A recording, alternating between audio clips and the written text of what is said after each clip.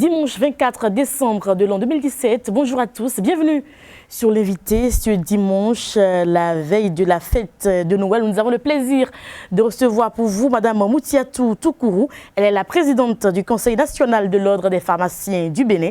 Bonjour. Bonjour, Nadège. Bienvenue sur nos plateaux. Et pour conduire l'entretien avec moi, Kadera Chirou, bonjour. Bonjour Nadège Diwan, Madame Moutiatou Toukourou, bonjour. Alors, au sein des pharmaciens du Bénin, vous êtes présidente du Conseil national de l'Ordre des pharmaciens du Bénin. Certains pharmaciens revendiquent l'information, la thèse selon laquelle vous prévalez de façon illégitime de ce titre. Alors, pouvez-vous nous faire un bref historique de cette situation déjà? Oui, merci beaucoup Kader et bonne fête aux téléspectateurs aussi et bonne fête de Noël, que l'année qui s'achève emporte tous ces malheurs et que 2018 soit l'année de la prospérité, de la santé et de la paix dans notre pays. Au niveau du Conseil national de l'Ordre des pharmaciens du Bénin, vous savez, la crise qui nous a conduit à 2 élections, en fait, parce que quand on dit Conseil national de l'Ordre des pharmaciens, c'est les pharmaciens qui votent pour les pharmaciens. Est-ce que vous voyez? Donc, personne ne se lève pour dire je suis président de l'Ordre des pharmaciens. Ça veut dire quoi? Ça veut dire qu'il y a eu élection. Tout à fait. Et ce sont des pharmaciens qui m'ont élu. Donc, c'est à ce titre que je dis que je suis présidente du Conseil national de l'Ordre des pharmaciens parce que le processus a été mené conformément aux tests en vigueur. Pourquoi deux ordres aujourd'hui? Voilà, vous allez comprendre pourquoi il y a 2 ordres. Aujourd'hui, le ciel est en train de s'éclaircir parce qu'avec l'actualité récente, vous voyez remonter les raisons, les vraies raisons qui ont conduit à l'installation de l'ordre du ministère. Pourquoi vous qualifiez ce d'ordre de ministère? Oui, c'est l'ordre du ministère parce que le siège, même au ministère, c'est le ministre Akoko Kende Gaza qui a fait les élections pour élire son ordre. Madame Akoko Kende Gaza n'a pas quand même organisé toute seule les élections. Elle n'est pas pharmacienne, elle n'a pas voté à la place des pharmaciens. Ce sont des pharmaciens qui ont élu Charles Inandou en tant que président de l'ordre également. Oui, je voudrais vous dire que c'est vrai, Madame Akoko Kende Gaza n'est pas pharmacienne, mais comme elle était au poste de ministre, elle a une certaine autorité, bien sûr. Et il y a des pharmaciens, évidemment. Vous savez, dans une profession, il y a toujours des gens qui ne sont des brebis galeuses, on va dire. Voilà, en conformité avec les règles. Or, l'ordre est là pour faire respecter les autres. Donc, ce sont ceux-là qui se sont regroupés avec la complicité du ministre de la Santé pour organiser une autre élection. Vous savez, c'est le même jour qu'on a fait les élections, le 27 décembre 2014. C'est le même jour.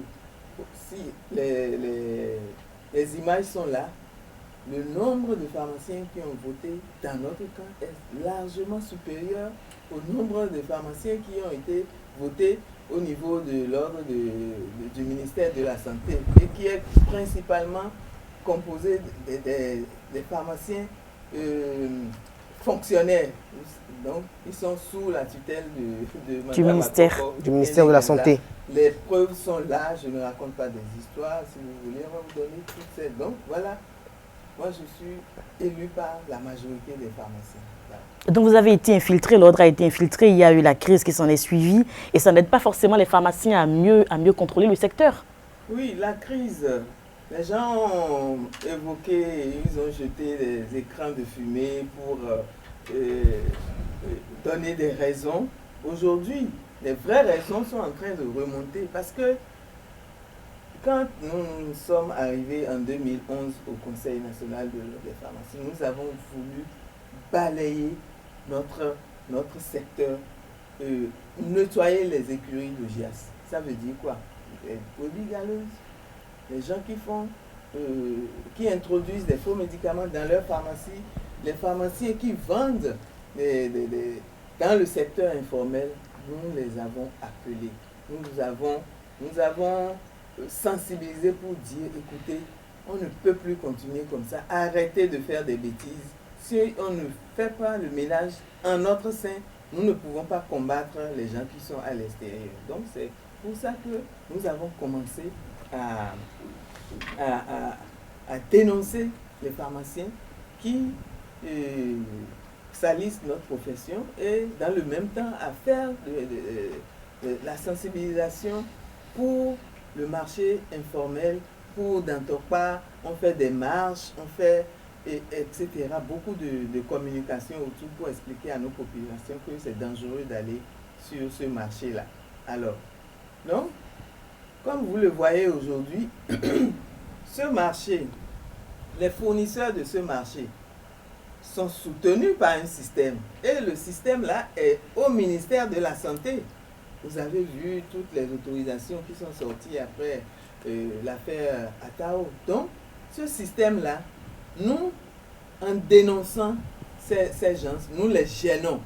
Nous gênons ce système et il fallait nous faire partir. Ils ont cherché par tous les moyens à nous faire partir. C'est comme ça qu'ils ont créé l'ordre du ministère pour couvrir leur système et faire prospérer les gens comme Atao. Aujourd'hui, Atao a été démasqué, mais il ne faut pas qu'on s'en arrête à Atao. C'est vrai, l'opération Pangea a commencé par Adiegoulet, les revendeurs. Aujourd'hui, on est au niveau des importateurs, des gros fournisseurs de Adiegoulet. Des grossistes répartiteurs.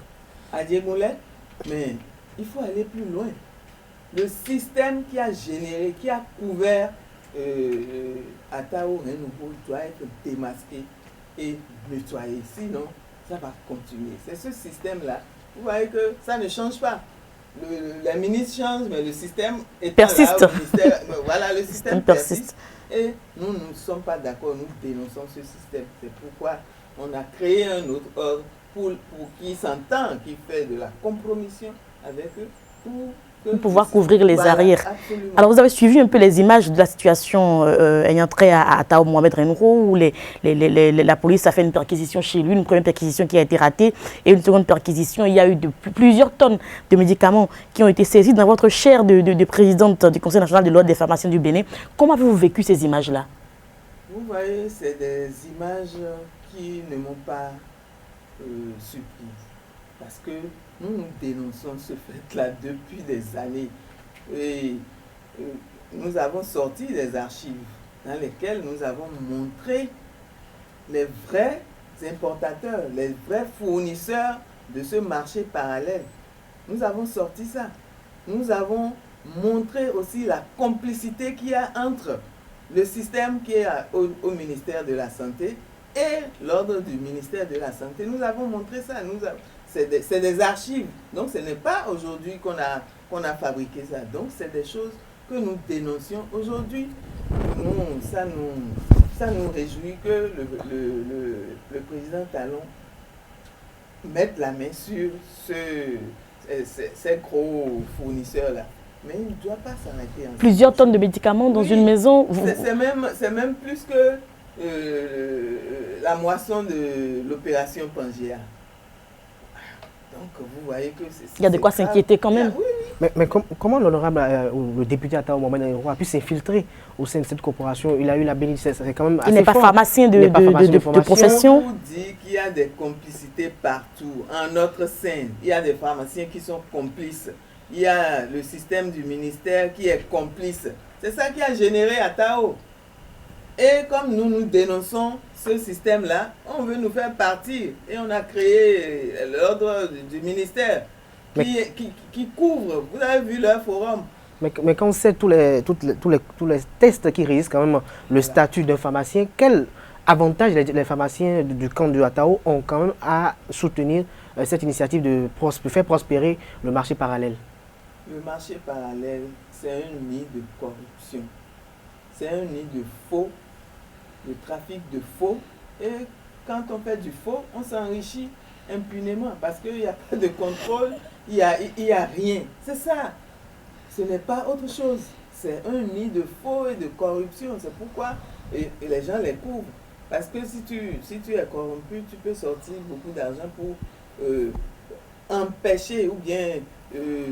oui, c'est-à-dire empêcher ou bien amener les gens qui sont chargés de faire appliquer la loi, de ne pas le faire. C'est ça qui a généré Atao, parce que notre secteur est un secteur très réglementé.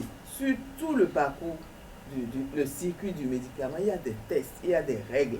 Mais ces règles sont foulées aux pieds. À commencer par les pharmaciens eux-mêmes, parce que nous avons des pharmaciens qui sont au-dessus de la loi, qu'on ne peut pas toucher, qui font n'importe quoi. Donc, les Atao vont prospérer. Et c'est ça qui a fait prospérer Atao. Donc, les vraies raisons de la crise de l'ordre des pharmaciens sont en train de remonter à la surface. Et tout le monde a vu aujourd'hui ceux qui protégeaient Atao. Tout le monde sait aujourd'hui. Mais est-ce que vous étiez informé qu'il fournissait en fait des sociétés comme la centrale d'achat des médicaments essentiels ou des grossistes répartiteurs, ces avocats? C'est des propos d'avocats qui n'ont pas pris le soin d'aller voir les textes qui réglementent le secteur, la profession, parce qu'il n'est pas censé le savoir.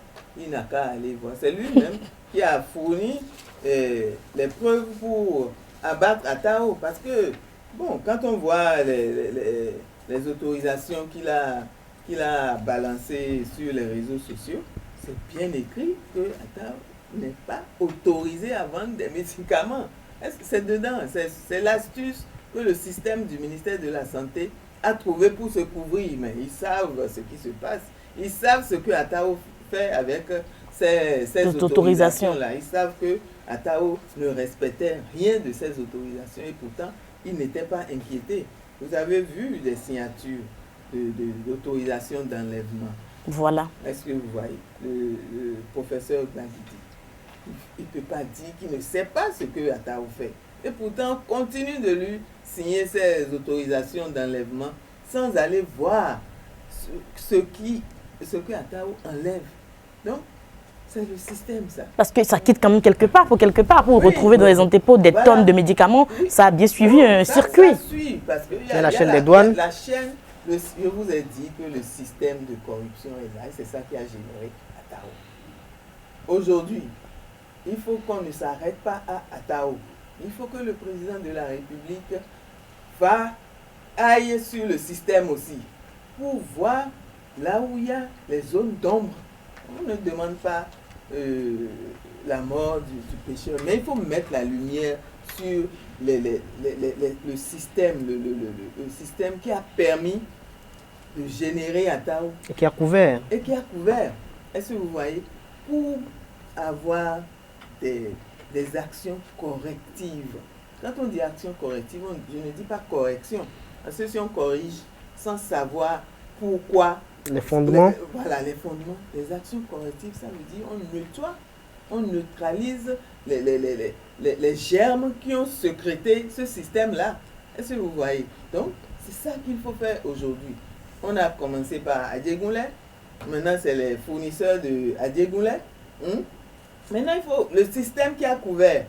Ça aussi, il faut aller jusque-là pour pouvoir trouver le bout du tunnel et assainir durablement ce secteur-là. Cette affaire de Atao a rendu quand même célèbre le fournisseur New Sesames. Alors j'aimerais vous demander, est-ce que qui a été largement cité dans ce dossier-là, comme quoi Atao, sa femme ou son épouse sont des représentants de New Sesames au Bénin. Alors est-ce que, en tant que présidente du Conseil national de l'ordre des pharmaciens du Bénin, est-ce que vous connaissez le représentant de New Sesames à Cotonou? Et si oui, est-ce que c'est Atao Mohamed ou son épouse?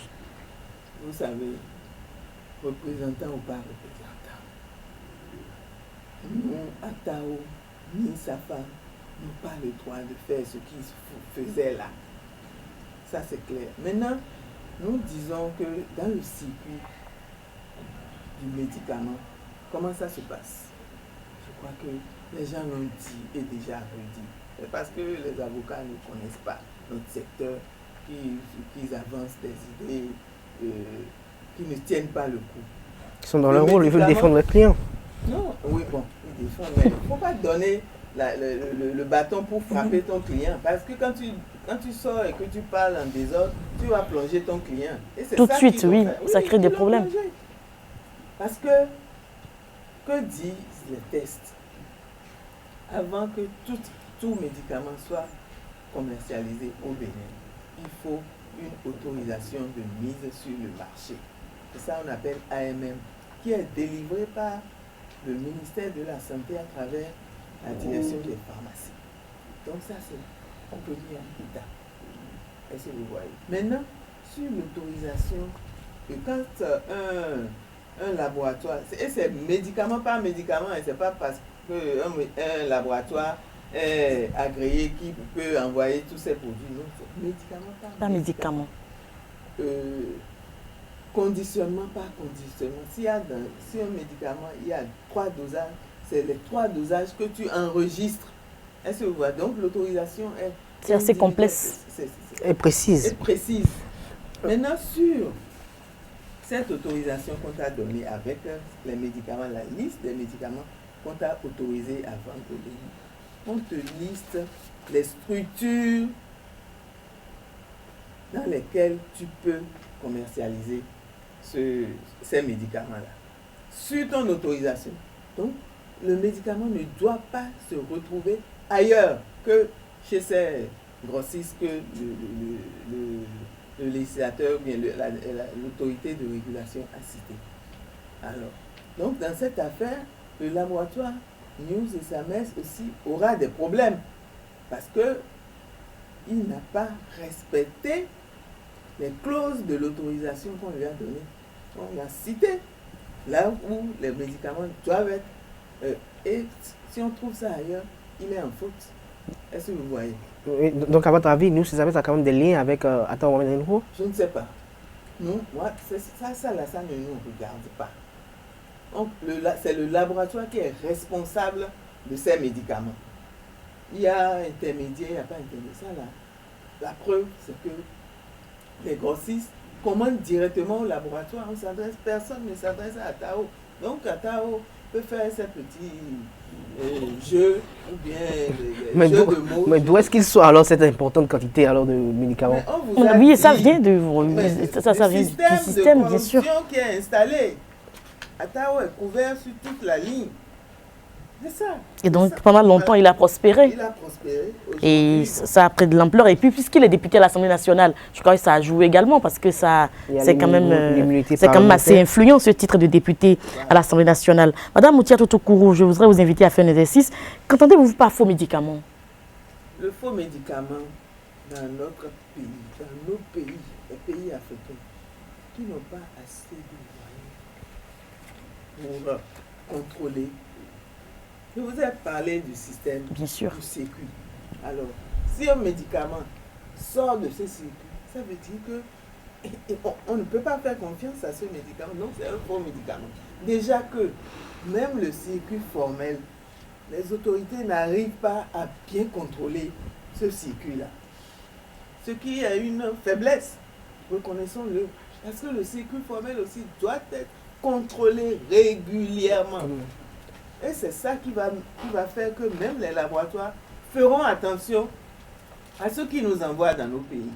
Parce que s'ils savent que nous sommes faibles au niveau du contrôle, ils peuvent nous envoyer du n'importe quoi. C'est comme ça. Donc, le circuit formel n'est pas encore bien contrôlé. Alors, vous n'allez pas laisser prospérer le circuit informel. Donc, on ne peut pas, dans le circuit informel, parler de médicaments qui soient bons. C'est faux médicaments. Donc, il faut que tout le monde se mette ça dans la tête, qu'un médicament qui sort du circuit formel qui est mis en place, c'est un faux médicament. Mais alors, cette problématique cette affaire d'Attao fait ressortir effectivement, comme l'a défini tout à l'heure, la problématique et la thématique de faux médicaments et le marché parallèle. Mais est-ce que vous ne voyez pas qu'aujourd'hui, au niveau des pharmacies également, il y a un assainissement qui est à faire? Dans le circuit formel aussi, on apprend qu'il y a des médicaments de rue qui se retrouvent dans les pharmacies. Je viens de vous le dire, le circuit formel n'est pas, on ne peut pas lui donner la communion sans confession. C'est toutes les professions. Ça dit il faut un contrôle partout. Permanent? Permanent, oui, il faut un contrôle. Il faut contrôler. Et ça, c'est dans les missions de l'autorité de régulation.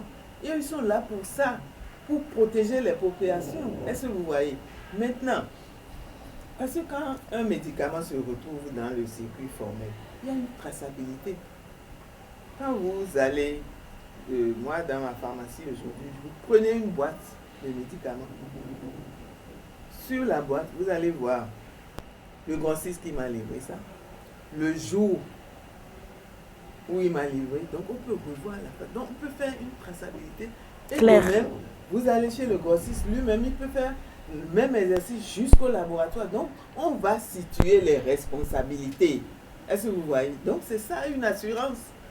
Mais quand vous allez au marché, qu'est-ce que vous voulez? Vous voulez quoi? C'est quand même un poison. Ils vont tracer aussi de bonne dame à bonne dame. Non, Ça va être compliqué. C'est dangereux. On ne peut pas laisser un pays ou un système sanitaire prospérer dans l'informel. Et sur ce plan, je continue de dire que le président de la République doit aller plus loin. Plus loin, c'est le système qui a généré Atao. Là, les complicités, on doit mettre la main dessus pour pouvoir corriger.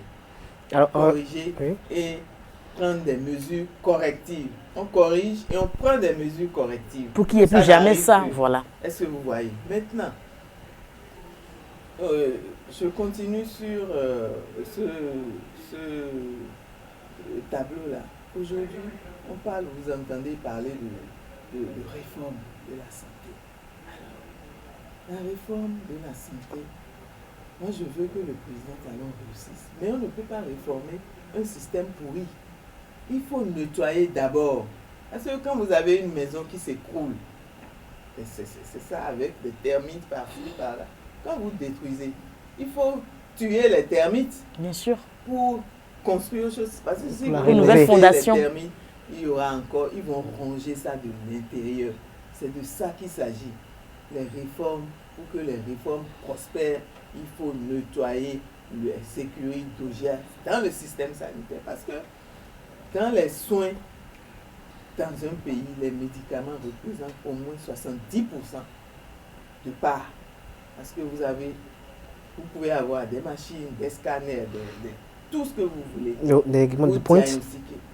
Mais il faut guérir. Bien sûr. Et c'est les médicaments. Si le médicament n'est pas bon, tout ce que vous avez fait avant, c'est comme Inutile. de l'argent perdu, du temps perdu. Et donc, le secteur pharmaceutique est un secteur très important. Et ce secteur est malade. Le président ne peut pas ne pas s'impliquer dedans. Parce qu'un secteur malade ne peut pas générer de la vertu, ne peut pas générer de la qualité. On ne peut pas avoir de la qualité de soins avec un ordre qui est bâti sur du faux, qui est bâti sur le non-respect des tests. Alors, on ne peut pas prospérer comme ça dans le pays. Est-ce que vous voyez? Donc, le président de la République est interpellé. Et les pharmaciens aussi sont interpellés. Eux tous, ils savent que les tests n'ont pas été respectés. Et quand vous bâtissez une maison sur du faux, cette maison va s'écrouler. Alors, et vous ne pourrez pas. On aura d'autres Atao. Parce que si il y a des citadelles imprenables, ou bien qui se considèrent comme imprenables, et à intouchable. qui on n'applique pas les tests, mais pourquoi vous allez appliquer à d'autres? Donc ça va générer d'autres problèmes, ça va générer d'autres Atao. Il faut nettoyer la maison pharmaceutique, qu'on revienne à l'orthodoxie, qu'on respecte les tests pour avoir du solide, pour avoir un secteur bien portant et pour que la réforme, les réformes qui sont entreprises soient bâties sur du solide. Parce que quand les virus sont là, ils vont attaquer encore. C'est clair. Et tous les efforts fournis seront finalement... vains. Les efforts seront vains. Donc c'est très important. Et comme je vous l'ai dit, aujourd'hui, tout le monde voit les vraies raisons de l'existence de deux bureaux d'ordre. Il y a un bureau qui dénonce un système, il faut le faire partie. On crée un autre bureau Pour contourner. Qui couvre les compromis, qui couvre la mafia. La mafia, qui sont dans la compromission. Voilà, c'est ça. Aujourd'hui, les gens ont parlé. Aujourd'hui, les vraies raisons remontent à la surface et ce n'est pas fini. Mais puisqu'on en parle aujourd'hui, est-ce que vous croyez, Madame Toukourou, à l'éradication du marché parallèle un jour au Bénin? Même si on n'éradique pas il faut diminuer ça à sa plus simple expression. Est-ce que vous voyez? Faut pas qu'on baisse les bras. On ne doit pas baisser les bras, surtout concernant les soins de santé. Regardez aujourd'hui, un ministère de la Santé. On ne peut pas dire le nombre de cabinets qu'il y a dans le pays. On est combien? 10 millions seulement. Ça veut dire quoi? On ne veut pas dire parce qu'il y a du faux. Généré par le même système. Est-ce que vous voyez? Oui, parce que si vous connaissez, ça veut dire qu'on va voir clair dedans. Donc on dit on ne connaît pas, on a perdu les papiers, les archives ne sont pas... Mais c'est dangereux dans un pays. On a des points de vente de médicaments. Dans le public, on ne peut pas répéter, on n'a pas une cartographie exacte de là où se trouvent les points de vente de médicaments. Et dans le secteur public, et dans le secteur public. C'est pas possible. On ne peut pas construire un système de santé dans le flou, où on n'a pas un diagnostic, on n'a pas des éléments de base pour pouvoir travailler, corriger et améliorer les choses s'il le faut. Donc, il y a un travail à faire dans tout ce secteur-là, secteur pharmaceutique. Moi, je connais mieux le secteur pharmaceutique. Je demande vraiment aux pharmaciens de comprendre que ce n'est pas dans le faux que nous allons nous en sortir dans notre profession. Parce que avant de commencer la lutte, je ne vous dis pas que nous avons sensibilisé les confrères, les pharmaciens, pour dire arrêtons de faire les bêtises. Ceux qui font les bêtises, arrêtons. Nous voulons sortir pour combattre ceux qui sont à l'extérieur. Donc nous-mêmes là, il faut qu'on soit sain et qu'on se serre les coudes. On a fait une assemblée générale, je vous dis, monsieur et madame les journalistes, on a parlé du matin jusqu'à 17h. Un jeune se lève à 17h. Vous dit, madame la présidente, moi je vais vous dire, tous les jeunes que vous voyez là, ce qu'ils ont dans le cœur, moi je vais vous dire, ils ne parlent pas, mais voilà. Mais pourquoi? Nous on n'a rien contre vous, hein. Mais pourquoi vous voulez mettre de l'ordre? Il faut nous laisser gagner de l'argent comme les autres aussi, avant qu'on ne mette de l'ordre. Authentique. Il y a eu une assemblée générale le 5 octobre 2011. Donc c'est un peu après la prise du Conseil de l'ordre qu'on a commencé déjà ce débat. Voilà ce que les jeunes nous ont dit. À ces jeunes-là, je dis aujourd'hui, ce n'est pas le chemin. Le chemin de faire, parce que nous sommes des agents assermentés, ce n'est pas le chemin. Le chemin de faire des bêtises pour s'enrichir sur le dos des populations, ce n'est pas le chemin. Il n'y a qu'à faire marche arrière.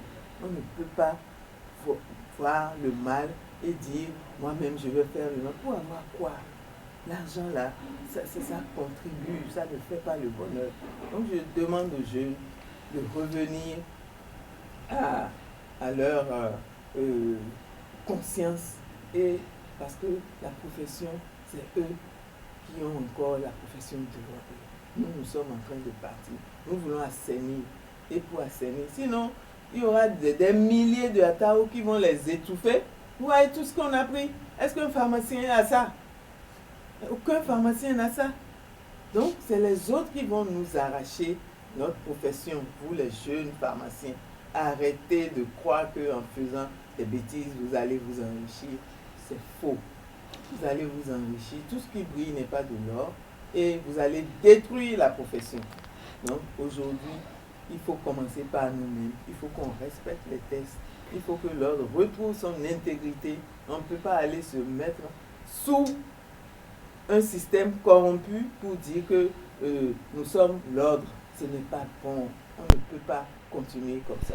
Alors, une dernière question, c'est par rapport au prix des médicaments dans les pharmacies. On remarque en fait que ces prix varient d'une pharmacie à une autre. Comment ça se passe à ce niveau-là? Le problème des prix, vous savez, il y a beaucoup de confusion des fois.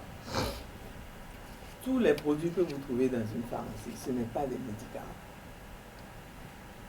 Donc, quand ce n'est pas un médicament, les prix sont libres.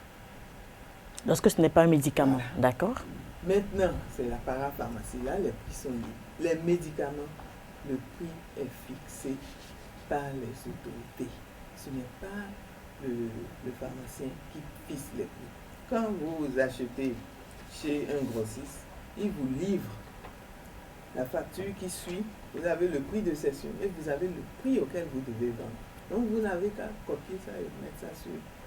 Alors, qu'est-ce qui arrive pour que cette différence de prix arrive? Ce n'est pas la généralité, c'est des exceptions. Ces exceptions sont dues à plusieurs causes. D'abord, il y a au niveau de la douane des fois des glissements entre les médicaments et les produits qui ne sont pas des médicaments, les compléments alimentaires. Donc quand c'est des compléments, la douane considère que ces compléments alimentaires, ils mettent une taxe dessus, alors que les médicaments n'ont pas de taxe. Est-ce que vous voyez? Et ce n'est pas uniforme chez tous les grossistes. Par exemple, un grossiste, il fait passer un produit comme médicament, taxe 0.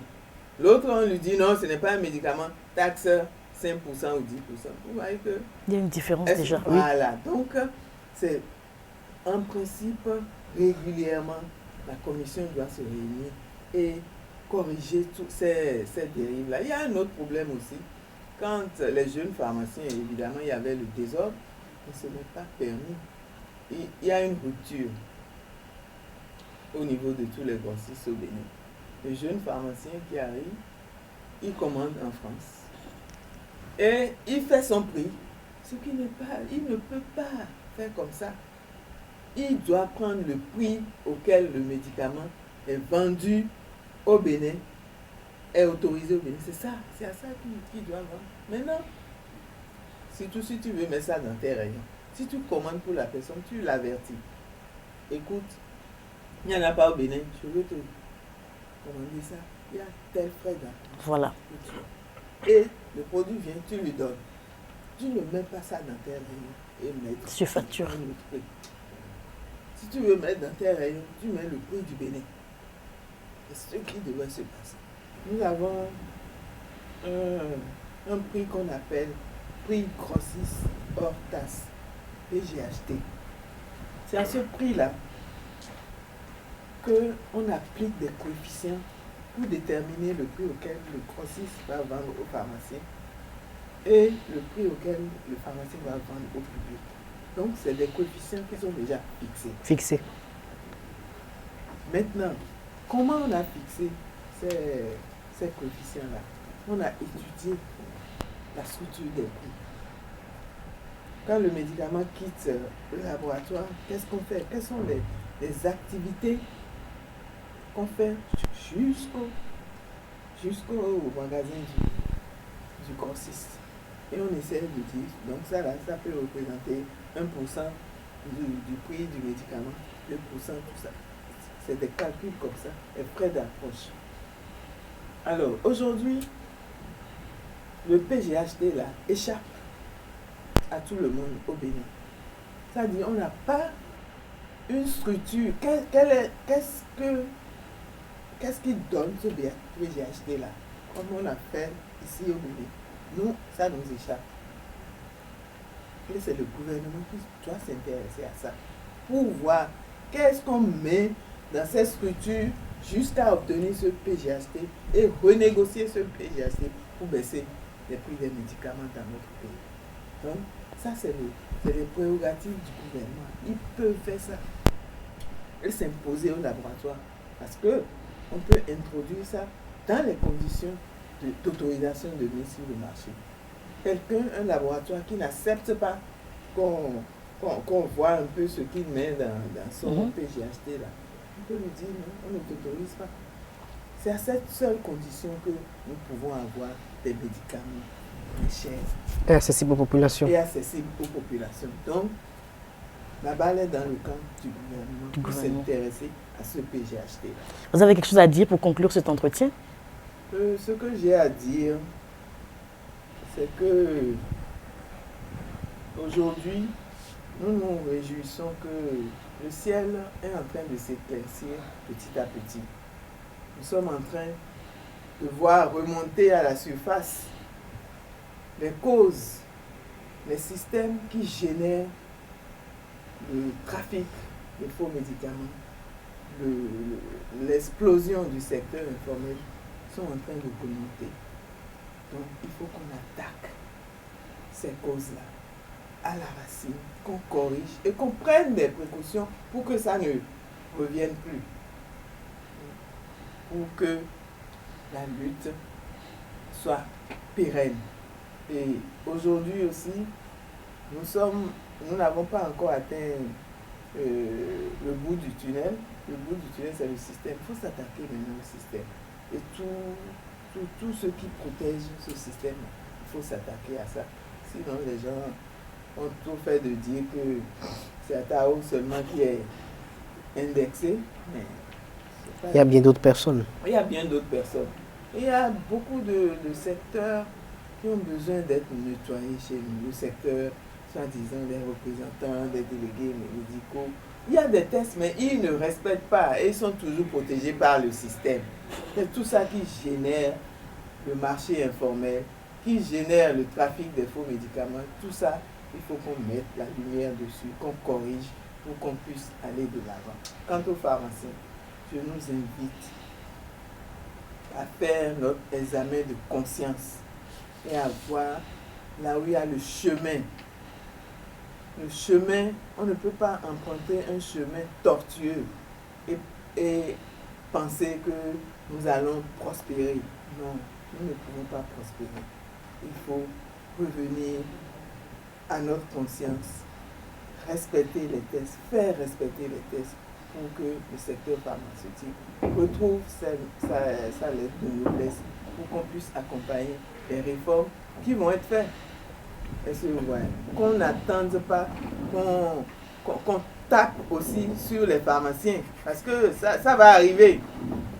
Parce qu'il y a des pharmaciens qui sont dans le circuit, qui sont dans le système. Nous l'avons toujours dit, nous le redisons aujourd'hui.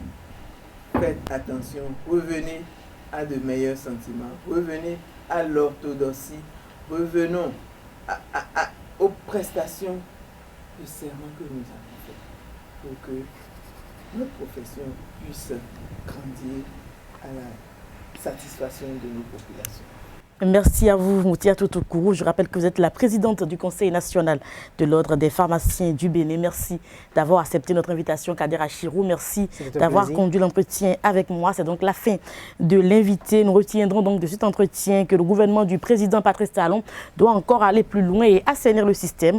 On ne peut pas construire un système de santé dans le flou où on n'a pas les éléments de base pour corriger et améliorer les choses comme il se doit. Et aux pharmaciens, ce n'est pas dans le faux qu'il faut prospérer. Il faut plutôt essayer de respecter les tests parce que le secteur doit retrouver impérativement ses lettres de noblesse. Merci à tous et à toutes. Bon réveillon de Noël chez vous. Au revoir, à dimanche prochain.